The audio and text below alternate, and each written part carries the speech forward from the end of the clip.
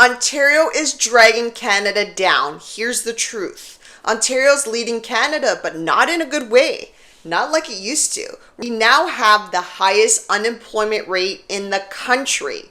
Exports are getting crushed by new US tariffs. And here's the kicker. More immigrants are moving to Ontario than anywhere else in Canada, even while jobs are disappearing.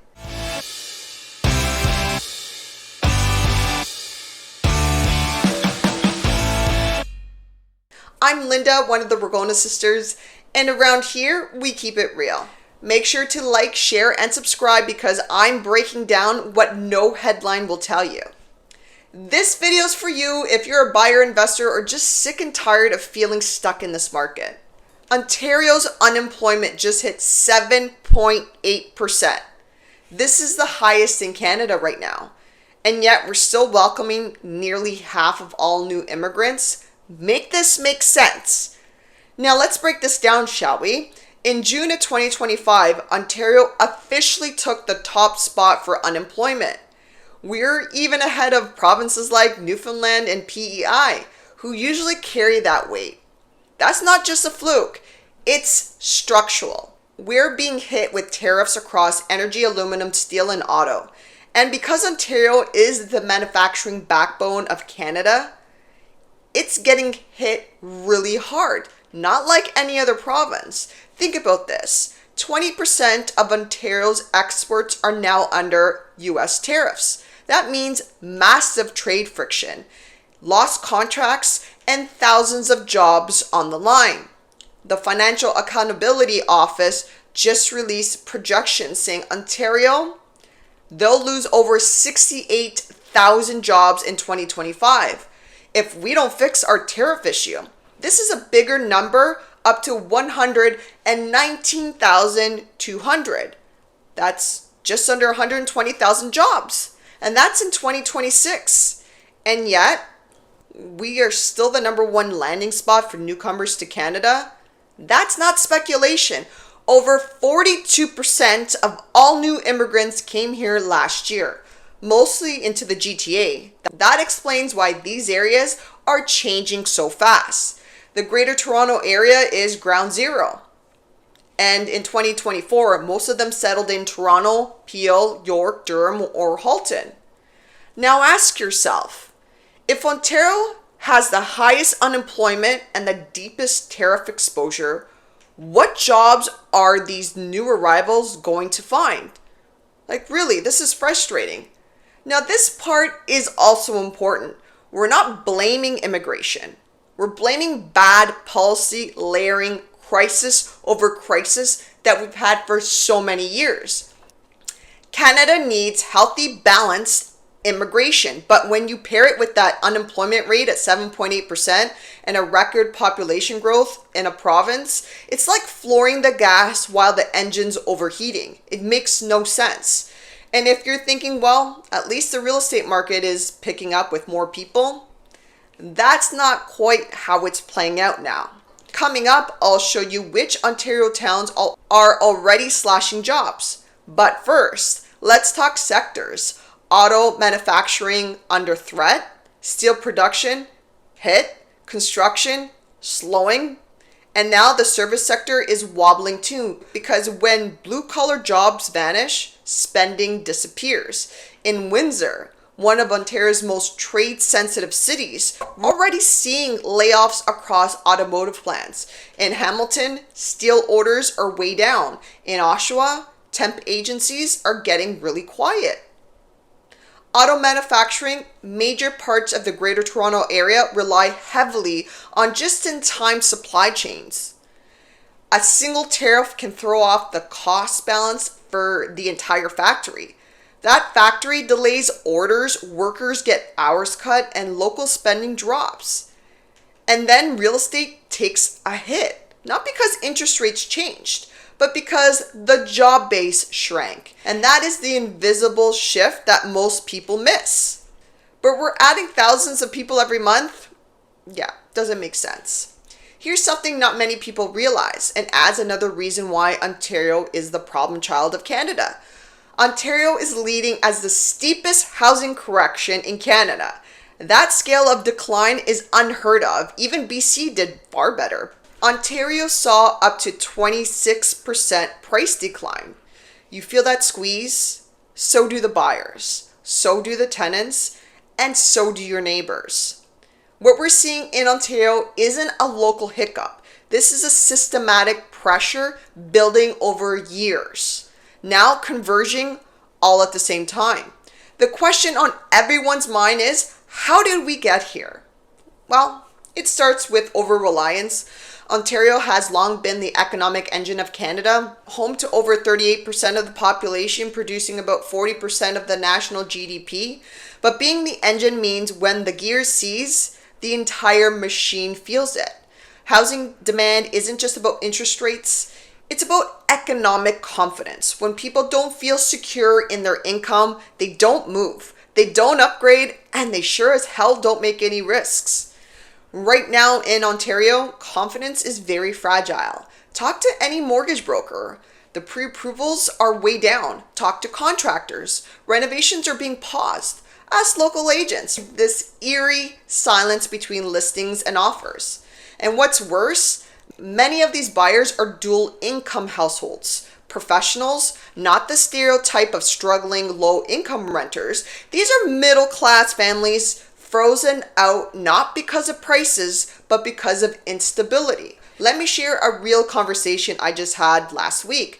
A couple from Milton, both employed, good credit, savings in hand. They were ready to upgrade to a detached from where they were. They found the perfect home in Oakville. And then his company issues a hiring freeze. Her tech firm hints at layoffs. Overnight, their plans completely dissolve. They didn't lose jobs, but the possibility of losing them was enough to kill the deal. That's where we are right now. And here's something else that doesn't get enough attention. How many people talk about the infrastructure lag?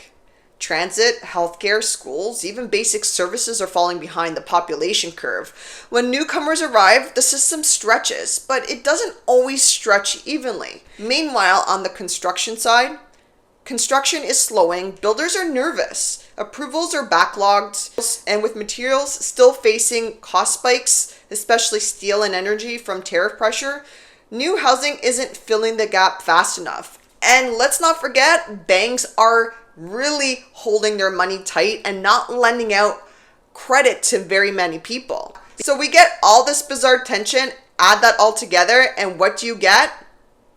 Volatility.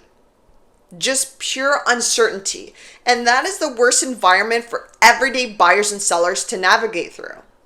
Earlier this year, and I already did a video on this, pre-construction homes all over Ontario are literally being torched down because the buyers couldn't afford the closing.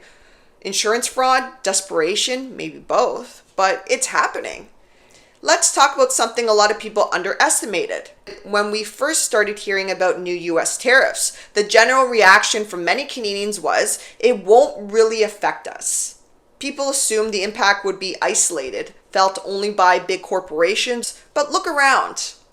These aren't just abstract trade policies on paper. These are real job losses, real delays in construction, real cost increases in everything from home appliances, which went up 10 to 20%, to insulation, to framing, materials, even simple things like wiring and roof shingles have gone up.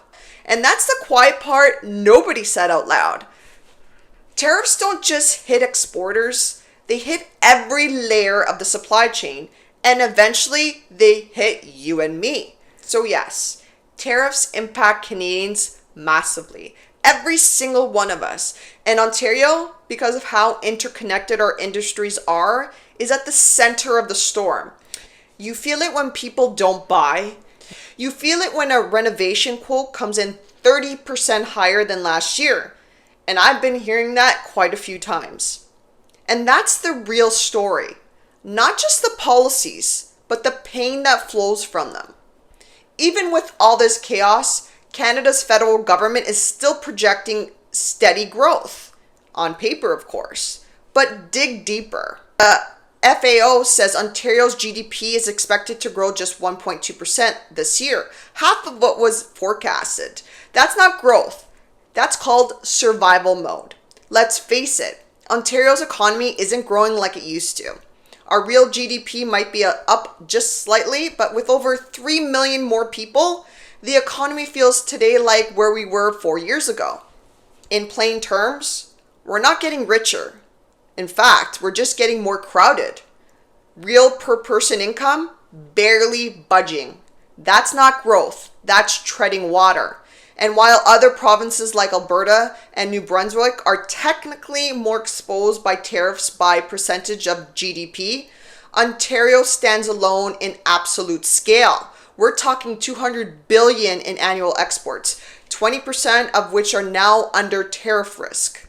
So yes, Alberta might feel it harder per capita, but when Ontario gets hit, the whole country staggers. That's just how we've been for so long. That's not an opinion. That's raw economic weight. Ontario is in fact the problem child of Canada right now. And that's not being dramatic. That's Statistics Canada. That's the Financial Accountability Office. And that's the job market. That's the real estate data. So is Ontario really dragging Canada down? Right now, yes. But it also means one thing. In every chaos, there's opportunity. Deals are still happening.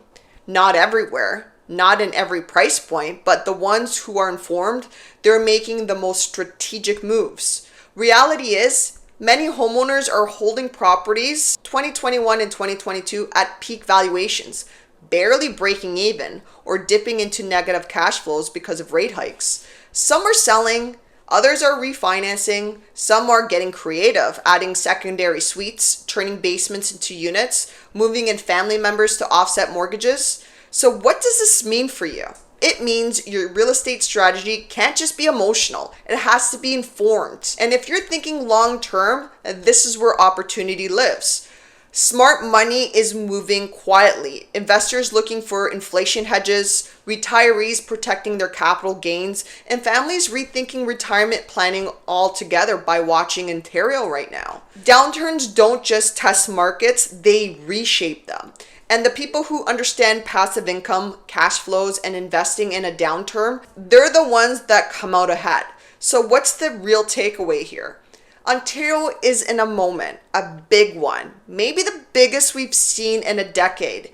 And while it's easy to feel overwhelmed, let me remind you of something. These markets reward preparation. So keep watching, keep learning, and stay connected. Ontario will recover. It always does. But how fast and how clean all depends on the recovery. And it depends on what happens today. Governments really need to rethink trade strategy. Municipalities need to accelerate approvals. And homebuyers, you need good information. Not panic, not sugarcoating, just the truth. If you're feeling stuck, confused, or just overwhelmed by the headlines, book a call with us. No pressure, no sales pitch, just a human conversation with people who actually live and breathe in this market. And if you're already subscribed, thank you so much. You're helping build a smarter, more grounded real estate community. But if you're new here, hit subscribe because we are not slowing down. This isn't fear-mongering, guys. This is knowledge that can help lead you to make the best move for you and your family. Thank you so much for watching, and we'll see you in the next one.